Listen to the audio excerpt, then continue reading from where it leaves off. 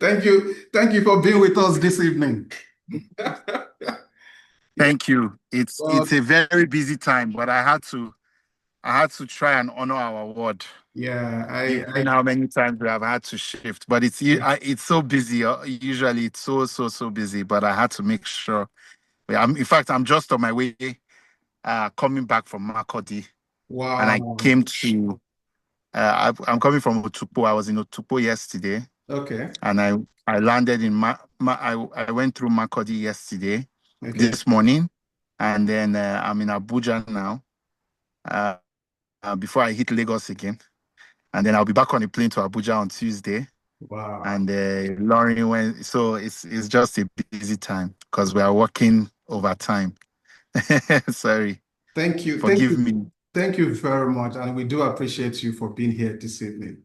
And we want to thank you for honoring this privilege. I want to say thank you very much for being here. Yes. Yes, thank you, thank you, Thank you very much. We are going thank you to so do much. this. We are going to do this in a jiffy, and we just want to know if you look at the topic of the conversation that we're going to be having now. Sometimes at a time like this, for business owners, for business leaders, most especially when economies are shifting from different parts of the world and things, different conversations are coming up for business owners and things like that. Most business owners, some of the things that they usually find to do at this time is to make decisions. And decisions are very, very important for business owners at a time when Mm. sometimes people say this government is good, this government is not coming up with these policies and things like that. We just want to look at some of these things. Maybe when you started, we want to look at your mindset when you were starting up. At the time that you finished at Waterloo, what are the things that you were thinking? Were you thinking to start a unicorn company at that time, looking at Handela, looking at Flutterway? What exactly were your mindset at that time?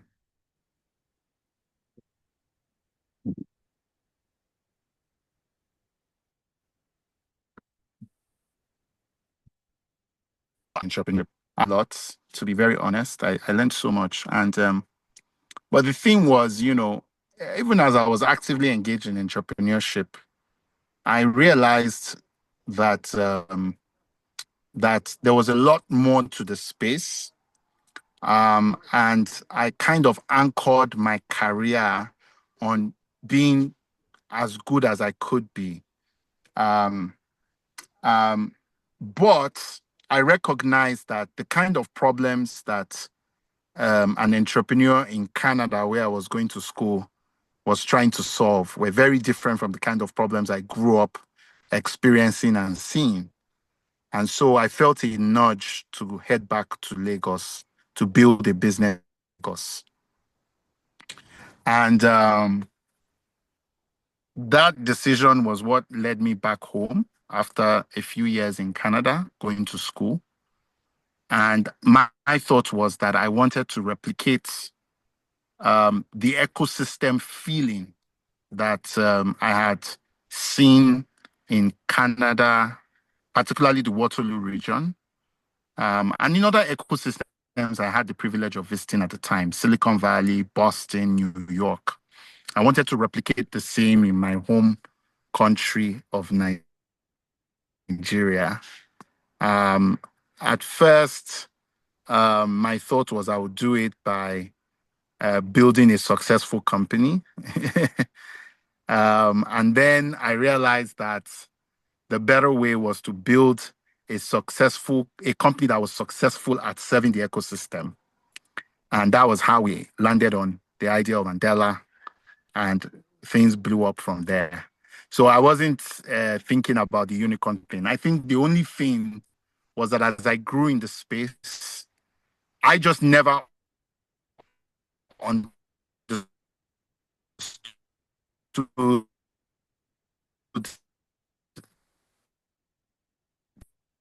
the self-imposed limitations that people put on themselves.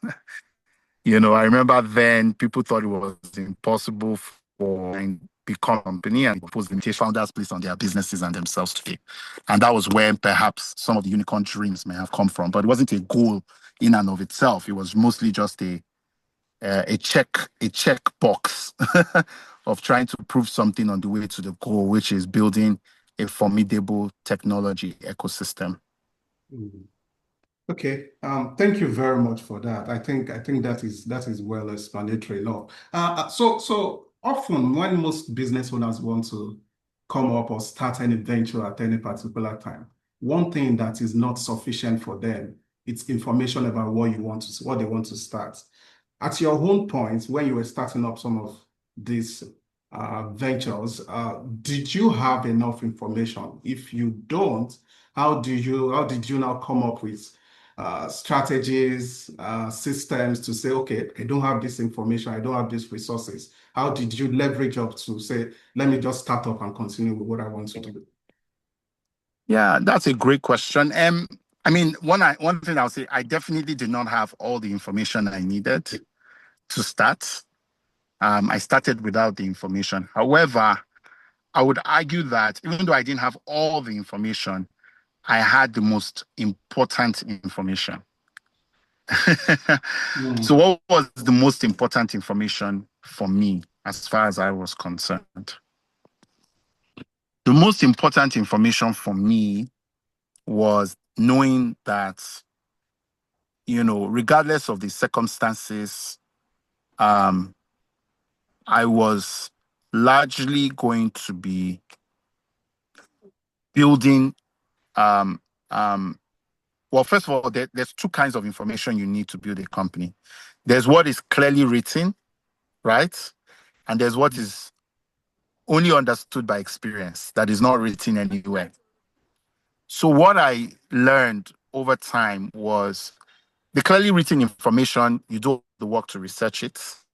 Sometimes it's even conflicting to what the best people in the industry understand.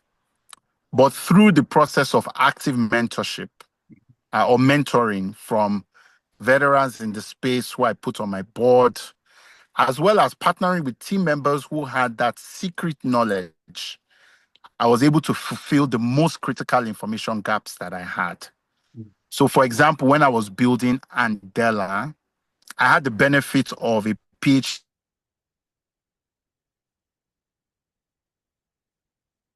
in education from Harvard, who dropped out to join us as co-founder. I had the privilege of one of the best technology entrepreneurs in education who are taking a company public. I had the benefit of one of the best engineers at a company called B-Notion, which really started the concept of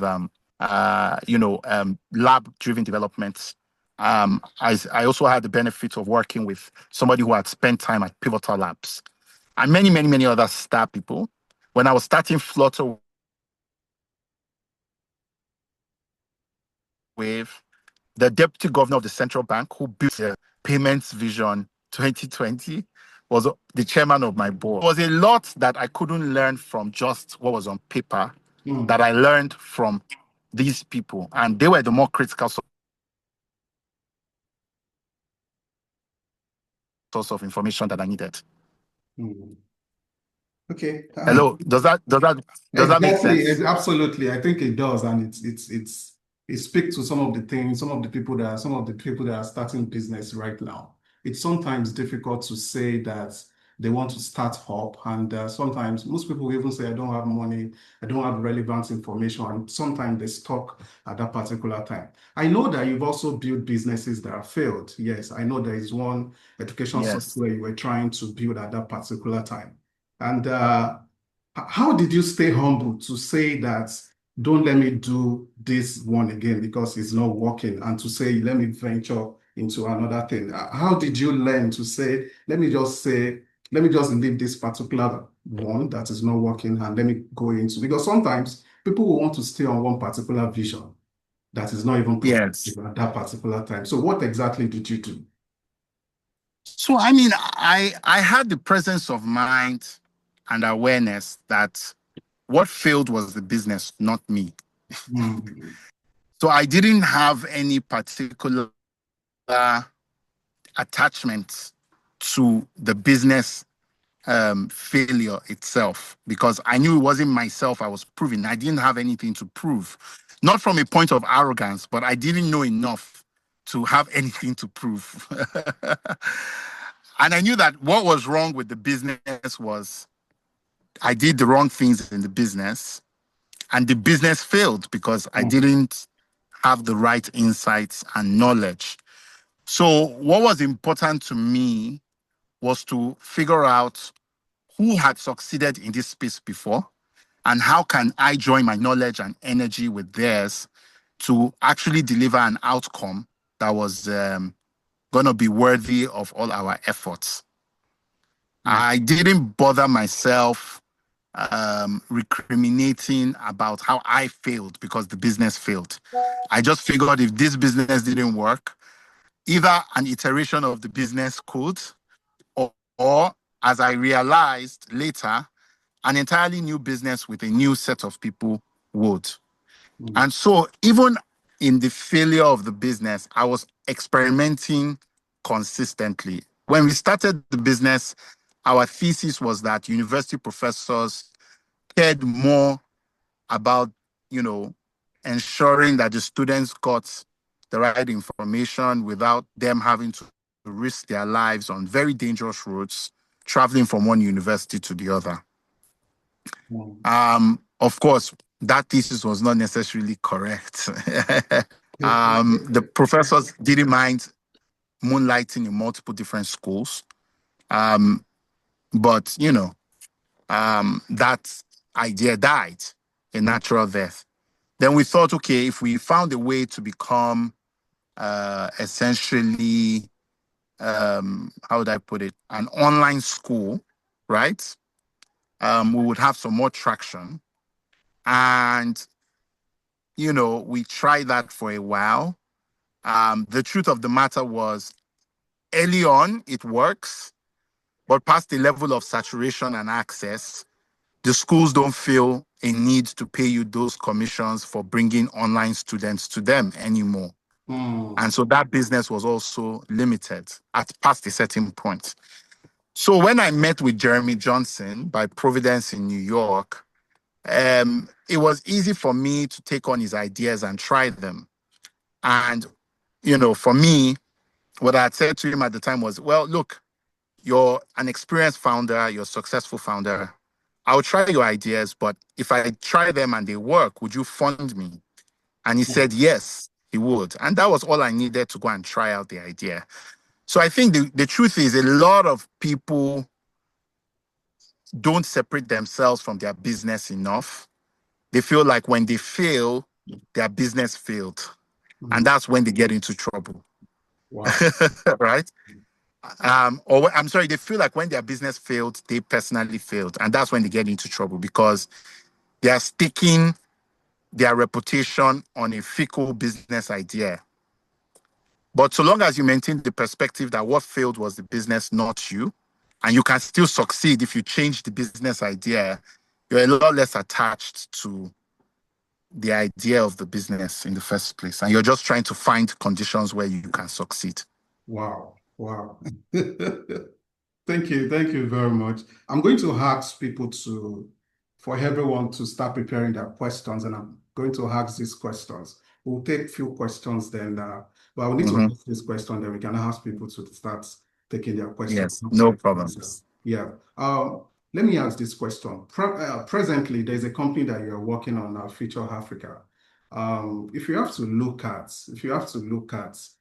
when you envision Africa's future through the lens of entrepreneurship, what mindsets, qualities do you see as essential for founders to make their vision a reality? As in, what kind of mindset do you think founders should have to make their vision to come to pass? Yeah, that's a great question. I think there's a bunch of critical factors that founders need to have for them to really um, be able to go from vision to reality. Hmm. And the first thing I would say is they have to have a clear view of success and impact. That goes beyond how much money they make. What I find is that money, because money is so fungible, right?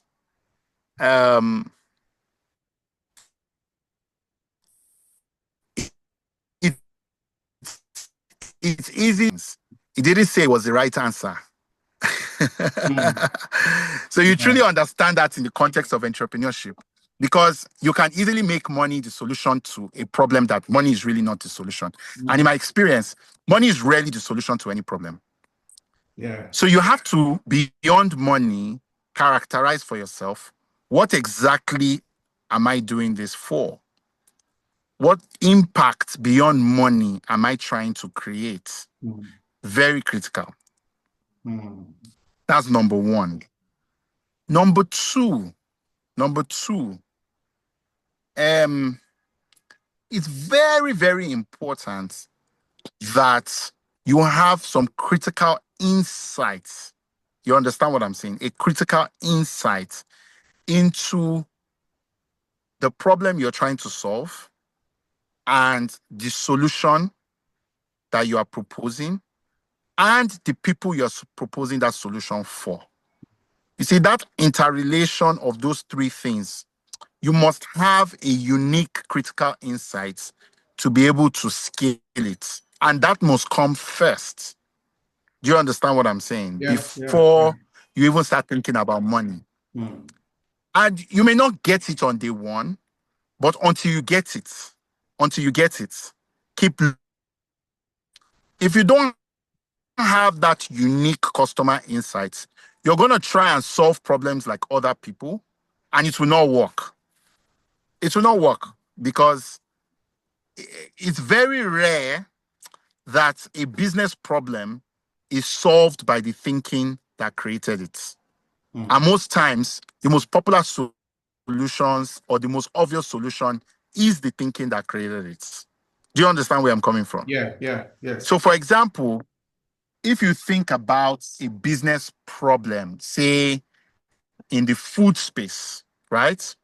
And your mindset is that to solve this problem in the food space, I just need money. I need money to buy food so more people can eat. What you don't realize is that it will actually exacerbate the problem because more money chases after fewer produce, which makes the produce more expensive, which negates the very problem you are trying to solve. It makes more food more expensive. So money cannot solve a food problem. You see where I'm coming from? Yeah. So you have to have that critical insights. What is the relationship between the problem, the solution I'm preferring, and the customer that I am solving this problem for? So that's number three. Yeah. Number four, you have to have a reputation for execution and a bias for execution. You know, you can have a critical insight and not really execute on it, right? You have to be the kind of person that takes away notes and comes back with results, not excuses. If you're the kind of person whose retort to a business is, I can't start because I don't have the right information and because I don't have the right money, you can never succeed and I can never take you seriously. Because if you cannot solve these bare level problems of information and resources, not money again, but resources, like I said, money answereth all things, but the Bible did not say is the right answer. You understand what I'm saying? What will end up happening, right, is that even if I give you money, you still will not be able to solve the problem. Even if I give you the resources, you still will not be able to solve the problem because you don't really know what the problem is and you don't understand your own solution and you are copying what is out there using the same thinking that created a problem to solve the problem. You see where I'm coming from? Yeah. And then number five, you must love your customer.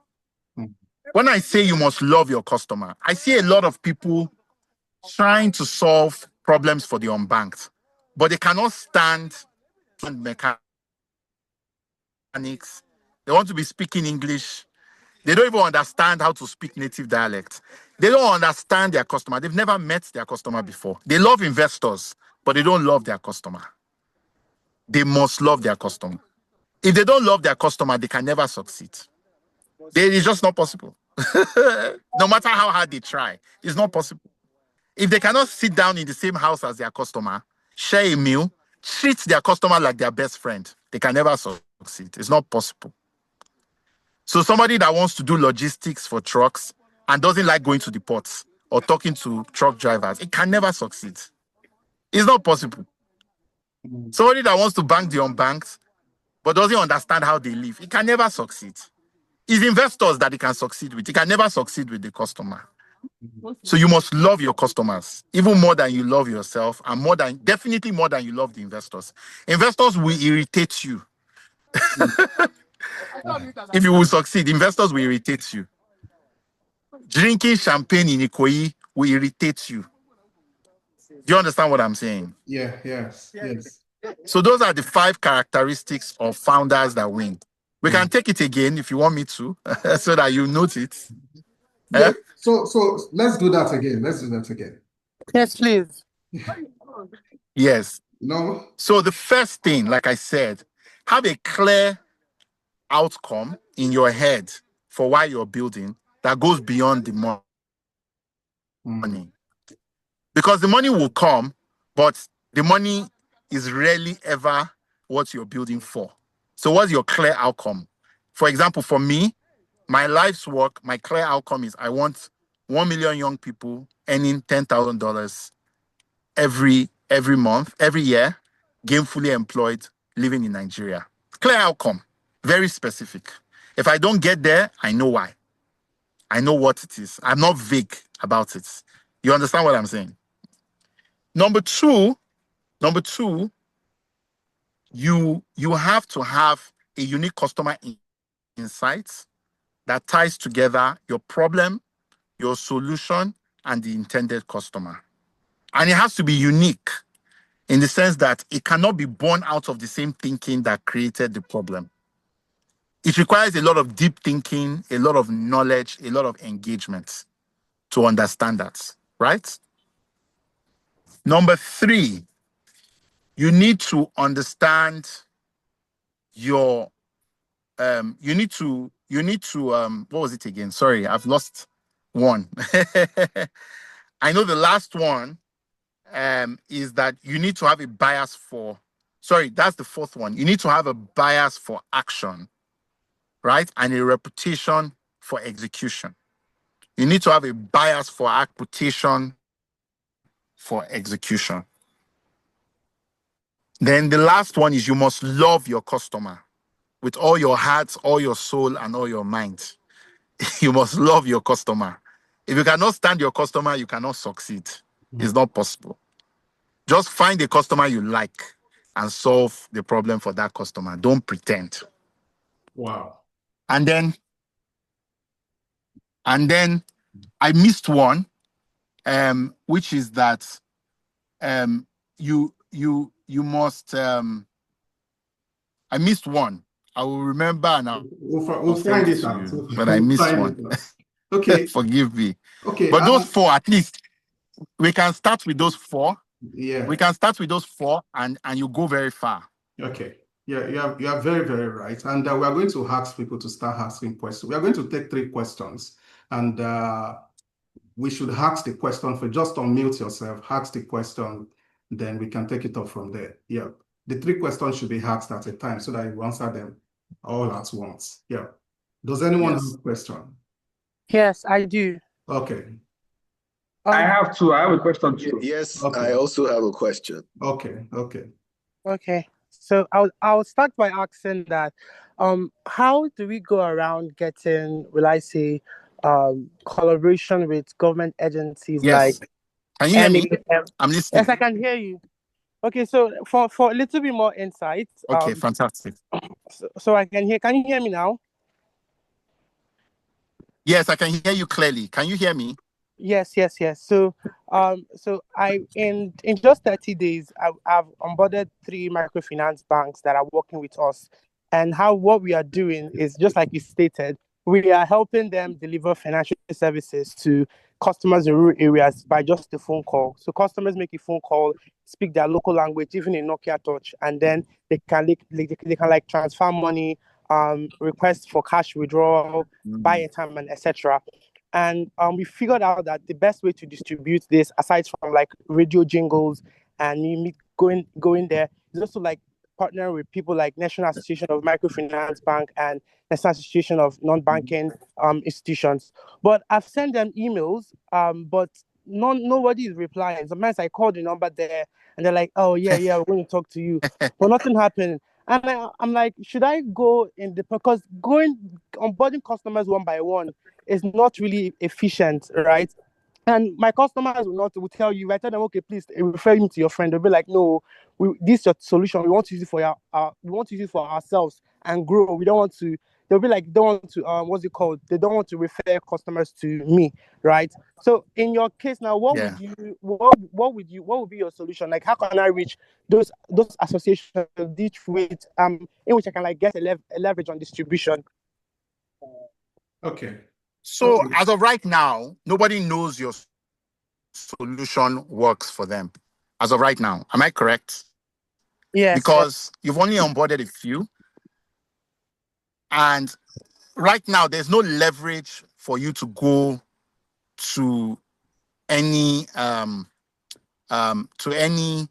customer, any bank, there's no leverage for you to go to an associate. Why would the association distribute you? There's no reason for that.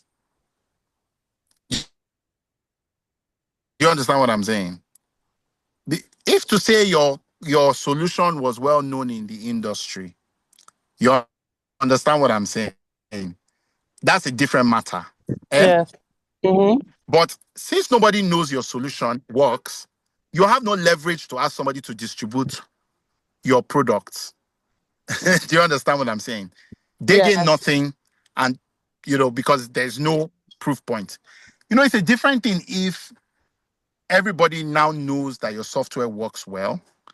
The association will be approaching you and saying, please, can you give our members a group discount? Then you have real value to add to the association. You see where I'm coming from? The reality is that when you're starting out as a business person, efficiency should not be your concern. In fact, it's your enemy. Because if you wanted to do things efficiently, if microfinance people carried phones, why would they need you? They would have discovered a solution that works even better than your own by now. Inefficiency is your friend, because that is the friction that the next competition has to go through to get your solution out of that place. Do you understand what I'm saying? Yeah. So at the end of the day, I think you're fighting the wrong battle. You should embrace the inefficiency. You should spend more time inside the microfinance banks offices, onboard enough of them that your solution becomes the gold standard. Then the association will reach out to you and ask for discounts so that everybody in the industry can use it and be on the same page. Does that make sense? Yes, it does. Okay. Nuruddin had some question. All right. Thank you so much, EnterpriseCEO, for putting this together, and also our facilitator. So let me go straight to my question. When you were saying something earlier, you said one of the deputy governor of Central Bank of Nigeria, was part of your team as board and all sorts. So it shows that we can't do this alone, and especially at the point of starting, we need people to fall back on. However, in the case that we have this kind of people, but for them to give us support, for them to be there for us in terms of guidance and things like that, how can we be able to get these people's attention and let them see that what we are doing is of value, and we really need to be on their shoulder, and just to say like a giant, so that we can see far and get better. Because you said earlier that there are two ways to this thing. One is about the written principles, and one is through experience, right? So how can we also benefit from them? How can we get their attention and their commitment? Yes, because we can't do this alone, and we need these people's support and leverage. Yeah, thank you. Okay. So I think the first thing is to correct the impression that these people will be with you from day one. I didn't manage to get the deputy governor of the central bank on my board on day one. By the time I had gotten the deputy governor of the central bank on my board, I had done $1 million in TPV. Wow. I had actually had Uber as a customer. I had at that point I had also even reached YC, right? So it wasn't as if he came and he joined an empty shell. Do you understand? A lot of people use, prominent people are not backing me as an excuse for not doing what they need to do or what they can do before reaching out. And the truth of the matter is nobody owes you support. Nobody owes you anything. If you cannot, with the resources at your disposal, do anything, then you are one of those founders who has a bias for excuses rather than execution.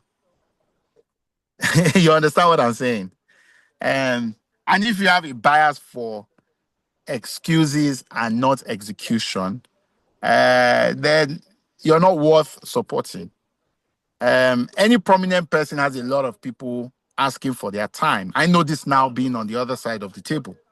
And what I look out for is somebody who will take the gift, the seed of my time, which is only 24 hours in a day, and multiply it. Somebody that makes excuses for and requires me in order to make progress is probably not the kind of person that would multiply the gifts, the investment of my time in them. So usually they are not worthy of my support. But if you start from where you are and you're making some efforts, and I see that there are areas where I can improve the effort that you have made, all of a sudden it makes more sense. And then I'm willing to do something about it. Does that make sense? Sorry, it's quite harsh, Yeah. but it's the truth. Okay. Except you want me No, to no, lie. yeah. Thank you so much. So, I'm not in that can you hear me? business. Thank you so much. So I'm just saying, of course, from our own end, we have to, put Yes, something in place and let them see that something is moving, right? But the concern is just that, we just like we said that nobody owes you.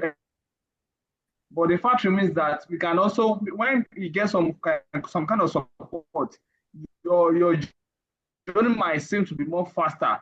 That is just it. So it's not matter of that we also depending 100% on them. No, you have to. About people will say, totally assisted. exactly. So you have to start.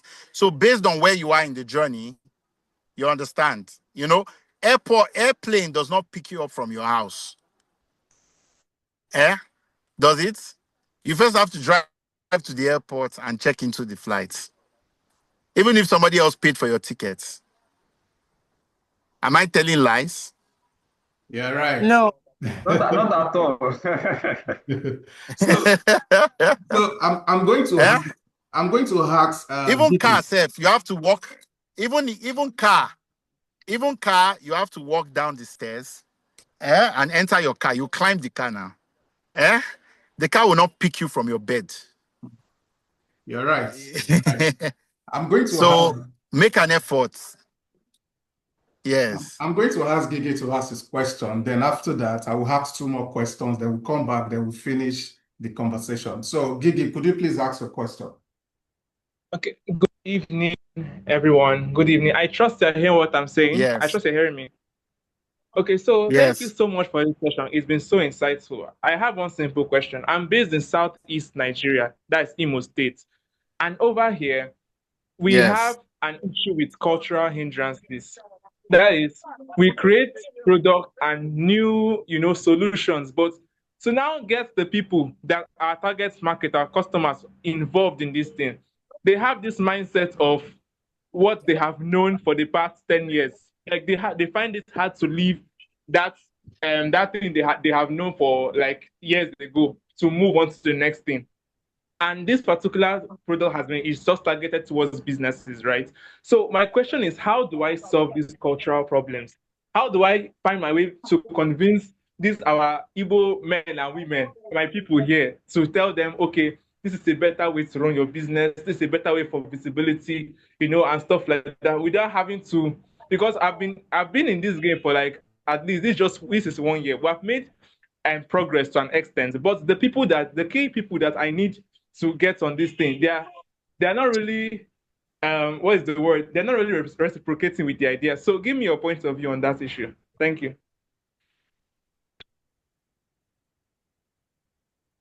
Well, what is the proof that it is a better way? Is it just because you say so? Because the reality is that if you say something is better, you should be able to prove it. Eh? Is it going to reduce my cost? Is it going to increase my profits? Is it going to make me less money? If it's not going to do any of those things, I don't care. And there are ways you can prove the answer, you understand, to those questions without necessarily getting too deep into the questions. You don't necessarily need them to use the technology for them to see the benefits. You use the technology on their behalf. If you are collecting wares from them to sell on e-commerce because you say it's faster for them to sell, by the time they see you being a significant portion of their sales, nobody will need to tell them twice that they need to be on e-commerce. Do you understand what I'm saying? Yes, I do. So show, don't tell. Don't preach. Don't convince anybody. Let them convince themselves by virtue of your results. Okay, noted. Thank you so much. Thank you. Thank you very much. Thank you very much. I'm going to ask this question, then we'll come back to the questions again. We'll take 2 more questions, then we'll round off this session. Let me ask this question. When a business is entering a new market, perhaps a market that is underdeveloped or uncertain, how do a business owner see or train his mind to see opportunity instead of challenges when entering such markets? How does the CEO identify challenges, right? No, when a business, when entering new markets. Yeah, when entering into new markets. Well, the business has to engage its customers, okay, because the customers will tell you everything you need to know. The reason why a lot of founders don't succeed when they enter a new market is they make a lot of assumptions. You understand? Mm-hmm.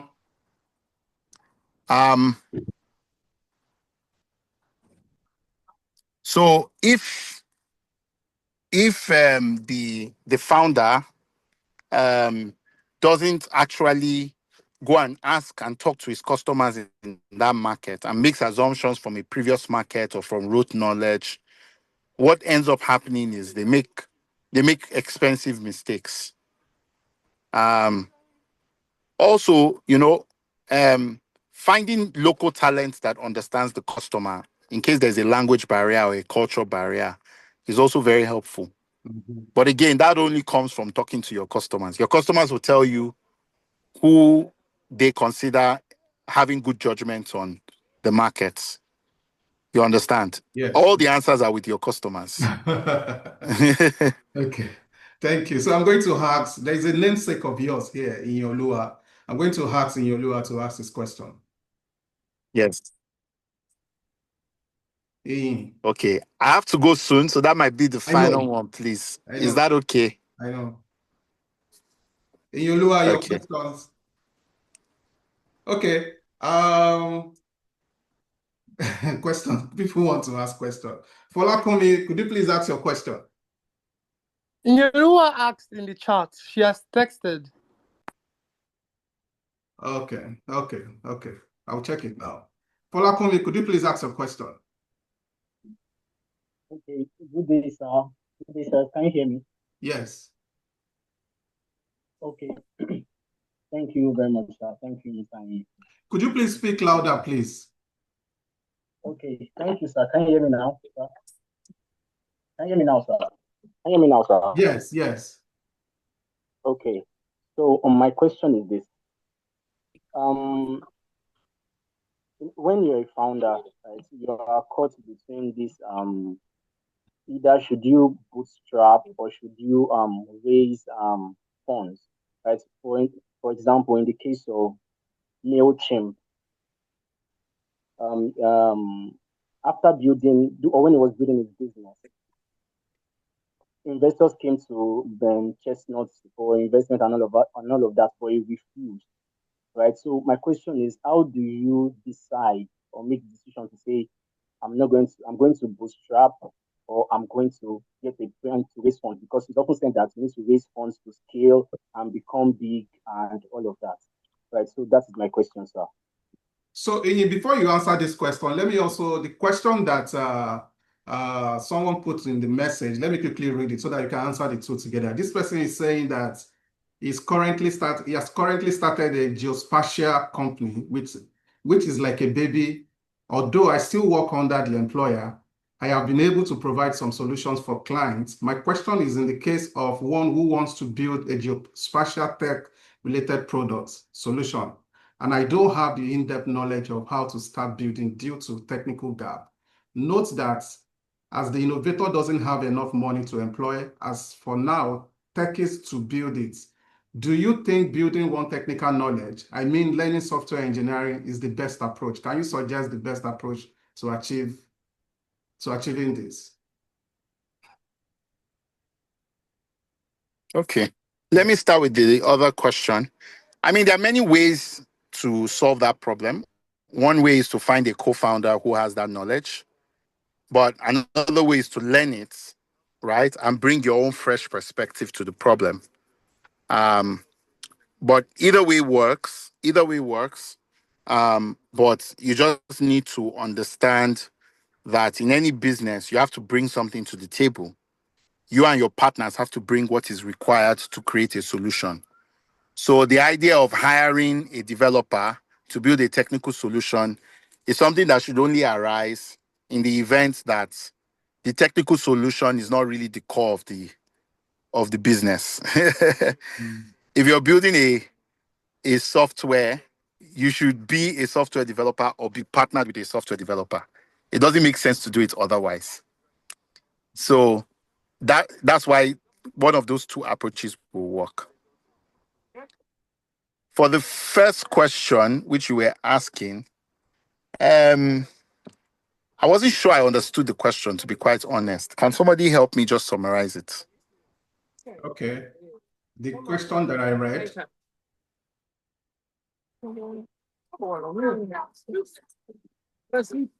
No, the question that was spoken Right.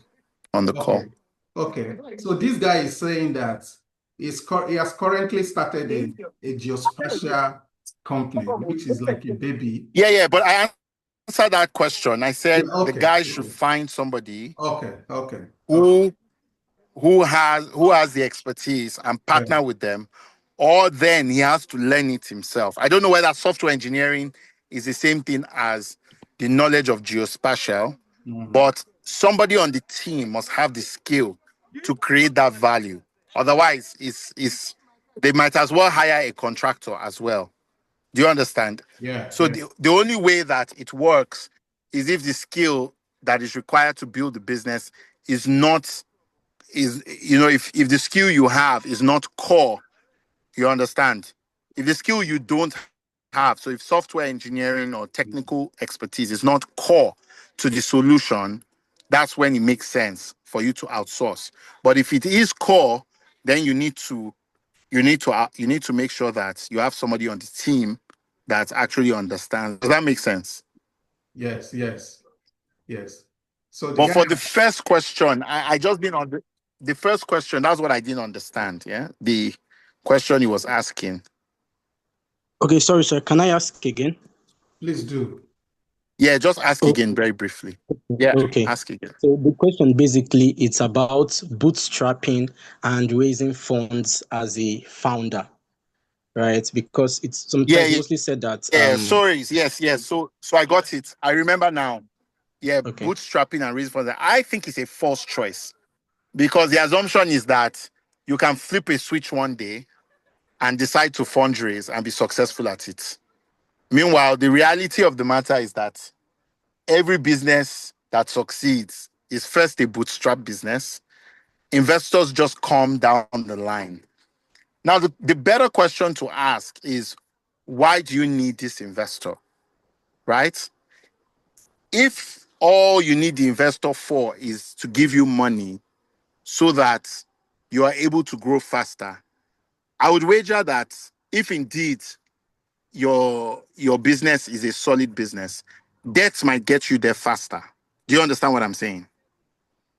In which case, you can show some revenue, you can show the bank, and you'll be able to raise that money. I think with even as little as $1 million in revenue, there are financial institutions that will give you some debt that you can then use to build out your business.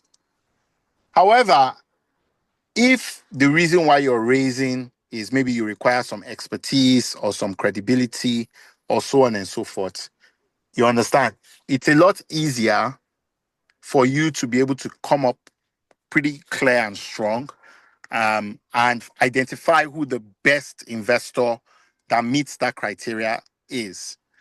But 9 times out of 10, my own experience as an investor is that a lot of young people have made fundraising their business model. So they are not really raising money to execute any business. They are just raising money to fund their lifestyle as in lieu of revenue. Unfortunately, running a business and raising money for a business cannot be done at the same time, even by those who run businesses worthy of raising money. Do you understand? During the period that you're raising money, your business must suffer. That's just how it works. So what I often argue for, or what I advocate for, is that rather than make this false dichotomy between bootstrapping and so on and so forth, just assume you are going to start bootstrapped. You understand what I'm saying? Assume you start bootstrapped, and that when an investor reaches out to you, that, okay, it is time for you to leave me and move on. That is the point. That very point is the point at which you make that determination of whether you're going to remain bootstrapped or you're going to now move over to being venture backed. Does that make sense?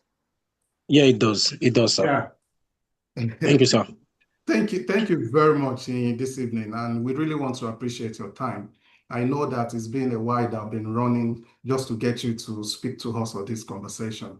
But there's one thing I want us to do for us. I know that you do invest, your company do invest in businesses. I want you to speak about that. And I also want you to speak. I know that you are also a spiritual person. A few days ago, you and some guys were at Landmark praying for the tech space in the country.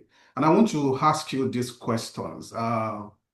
So what exactly is the role of God in building businesses? You as a spiritual man, you build businesses that worth billions.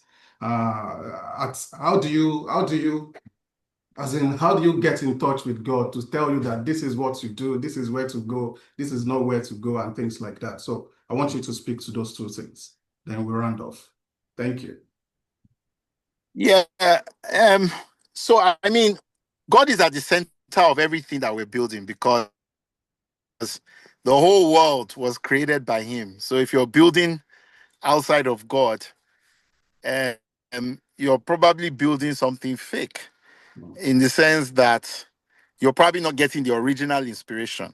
The entire economy of the world is based on the things that God built.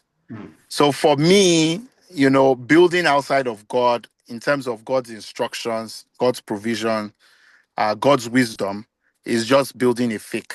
And that's what you see a lot of when you look at the evidence in the ecosystem. A lot of things don't last because they are built on amoral intentions. They're not really built on any kind of divine inspiration. They are packaged Do you understand? You can package something, but that does not mean you built it. I guess. I guess. And that's what you see.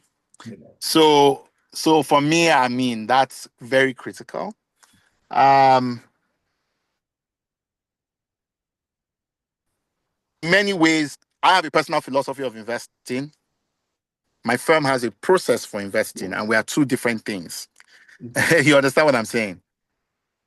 The firm, if you want to get money from the firm, you typically go through the Accelerate Africa process. So you apply to Accelerate.Africa, and then they will pick out those who fit their thesis, and then they would invest. But my own approach is to go after people who are solving fundamental problems. I feel like the other people help. You understand what I'm saying? The very problems that excite me are the problems that people will look at them and say, only government can fix it. That's when I am interested. If it's not a problem that government is supposed to fix, I don't really care about it. Wow. Wow.